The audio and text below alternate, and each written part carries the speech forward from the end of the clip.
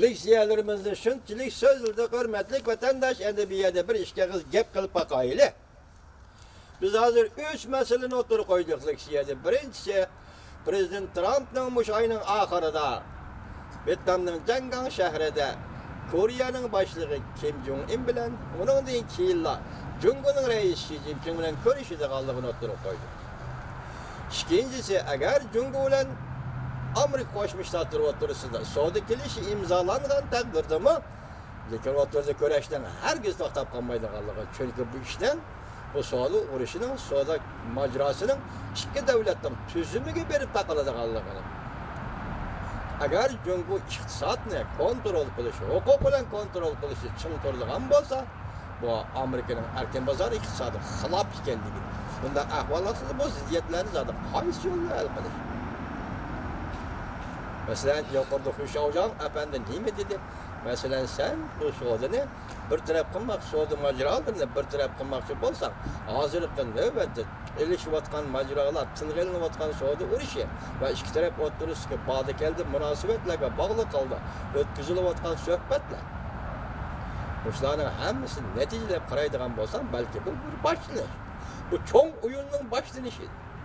Hatta oturduğum Canubu Deniz'de Şirat Alaş'ta atışı münasebetli. Hatta başka ayırlarda mesela geopolitikli ayırlarda öz şiratlı kuşağıcan meşhur ayırlarda Amerika ile Jungkook oturursa hatta her bir dokunuş bir iş. Demek bu katım Suudi gelişimi imzalanıldı. Bu bir başlanış, bu oyunun yani çoğun oyunun başlanışı deyip de kuşağıcan efendim.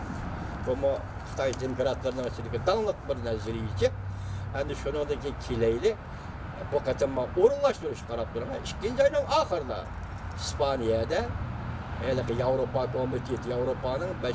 Evlat Teknik Komiteti kıskartıp şundan ayıttan yığın açmak oldu. Bu açılgan yığın mana baş düşmesin degen top buraya Huawei şirketi meselesi. İkinci Suudi gelişiminin imzalanışı meselesi. Birincisi elbette oturlukta 3 devlet. Yani Jungkook, Kore'ye, Kore'ye emas Çavuşan, Amerika Koşmuş Ştatları 3 devlet rehberinin Vietnam'dan Cangang şehirde uçuruşlarına bu bir-biriga münasebetlik degende Suudi işi. Mesela Prezident Trump bilen Xi Jinping'in uçuruşlarına söhbetleşirliği Suudi işi. Çavuşan bilen uçuruşkanda elbette yadro kurallarını çıkartış meselesi ve Çavuşan'ın talebini kandak kandırış, Amerika'nın taleplerini kandak kandırış meselesi. Endilikte ahırda Germaniya Komiteti, o Germaniya emas keçirenler, Avrupa İttifakı Komiteti mesela 5. Evlat Teknika. Bu münasebetlik İspanya'da içildiğin yığında Huawei şirketini qoğlap çıkırış. Bu intay eğiriş. Ben şunday hesaplayayım, ben teknikiden haberim yok adam. Benim teknikiden haberim yok adam. Dünyanın terakkiyatını görüvatıslar, ağıyla hazır vatandaşlar. Moşu terakkiyatlar, moşudak 5. evlat, 2. evlat, 4. evlat tekniki yenilaş. Halkara fen teknik sahasını yenilaş, icat kılış, ihtira kılışla kelivatıdır. Hazırlık günde Huawei şirketi yılığı 100 milyar dolar ticaret kılalaydıgan derece geçipti. Demek o halkara cemiyetke, teknikilik devlet Amerika, teknikilik devlet Germaniyaga, teknikilik devlet Angliyaga, yani başka teknikilik Rusiyalık devletlerinin Katar'a halkara pazarda sığdışıp kürüvatıdı degenge. Siz şunu paras kılın, şunu kıyas kılın, teknika eğer Amerika'nın kolunu olsa nemege işletildi? Teknika eğer Germaniya, Angliyanın kolunu olsa nemege işletildi? Teknika eğer Xitay'nın kolunu olsa nemege işletildi? Körüvatsız bu, Uygur'un beşini yutuvatıdı bu. Bu Japan'ın Uygur tatıvatıdı bu, bu hakaretli Uygur körüvatıdı bu. Bu kemsizce Uygur'u yiyişinivatıdı. Uygur'un yurtuda, Uygur'un vatanında, Müslimlik Uyguristan'da Xitay hazır 5. evlat teknikisi ve 4. evlat teknikisi sınak kılıvatıdı. Yakında bir Xitay oturga çıktığı mesela kilollah şeklinde mi? Kaysi bir şekilde gen özgertiş. Gen terakkiyatı, gen özgertişle oturursa. Bunun terakkiyatı berep. Hazır bizden yok olup ketken perzentlerimizge çetelamda kandak. Oylap görün vatandaş. Hazır bu gen tatbikatını Xitay hükümeti bizden perzentlerimiz, balıçakımızdan üstüzelip bir vatandaş. Oylap görün vatandaş. Türküm yok olup ketken Uygur'la yaşları, Uygur'la balıları nerede? Mana bu ish texnika kimning qo'lida bo'ladi, u nimaga ishlatadi degan masala. Hozir 5-avlod texnikasi Xitoyning qo'liga o'sib, nima yasaydi? Boshda dedik, odamsiz aeroplan. 2014-yili 5-ayning 28-yili yakanda qirg'inchilik qildi. Odamsiz aeroplanni sinaq qildi vatandosh, sinaq qildi. Sinaq qildi. Hozir endi qaytib kelaylik ipimizga. Hozir 3 ish, masalan 2-ayning oxiriga o'rinlashgan 3 ish, Prezident Trump, Reis Xi Jinping, Kim Jong-un Chavshanning ko'rishdiganligi. Ondan keyin İspaniyada 5-avlod texnik sifatida Huawei şirkatini o'tirda qo'g'lab chiqaradiganligi yoki Huawei şirkati orqadan kelib yetib kelayotgan zarba.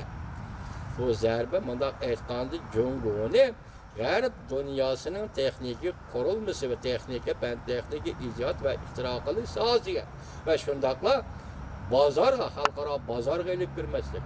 Biroq bu yerda Huawei şirkatining mahsulotlarini ishlatishdan, setib boshlab, uning har yili $100 milliard bu kurash. Kaskin kurash puli bermoqda.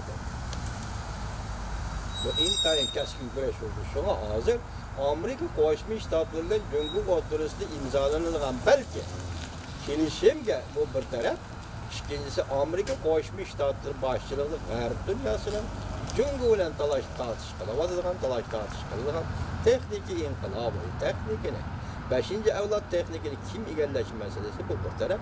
İki narsa. Üçüncü taraf, biz endi yig'iz qoldi g'ayrimiz uni. Harbiy ishlarda. Masalan, Prezident Trump hukumati Rossiya bilan imzolagan 87-yili imzolagan kelishimdan raketa cheklash kelishimini chekinib chiqdi. Endi bugun bu uchuq dalda bu chekinib chiqishdan maqsad men Rossiyaning maqsadini men uni tahlil qilolmaymiz. Amerika bundan chekinib chiqishdan maqsadi Jungoni cheklash. Jungo raketa qurolları bilan iskolatini toshqazdi.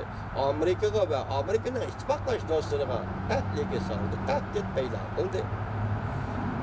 Biz o'zimizni kelishim bilan Rossiya prezidenti bilan Amerika Qo'shma Shtatlari prezidenti bilan o'zimizni kelishim bilan cheklab turdik. Raketa kelishim bilan cheklab turdik. Lekin biz o'zimizni cheklab Jungoga yo'l ochmadik. Bu qaltis uyg'onish juma vatandosh. Amerika tarixidagi prezidentlar o'zlari shuni imzolaganlar.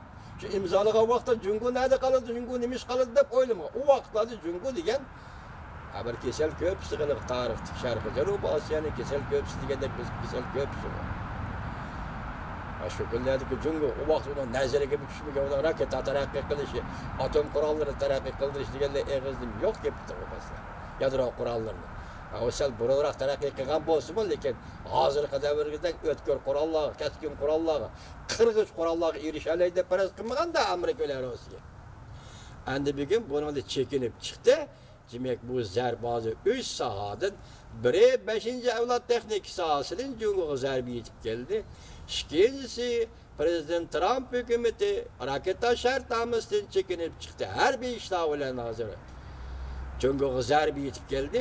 Endilikda 2-ayning oxirida Prezident Trump bilan Reis Xi Jinping imzolaydigan savdo kelishimi zoti nima? Onun mavzuni vaqti yetganda ko'ramiz. Hozir 3 tarafdan Jungo zarba yetib kelayotganda boshda so'zlaganlik siyamiz nima dedik? Jungo hozir eng xatarli bir payt yetib keldi. Yazgıcı, Xitoy yazgıcı shundoq dedi. Jungo hozir eng xatarli bir payt yetib keldi dedi. Shundaqmi deyli? Bugün biz Amerika qandaq besim ishlatdi. Amerika qandaq talab qo'ydi. Demokratiyalashtirish va savdo ishlarida so'zlab keldik.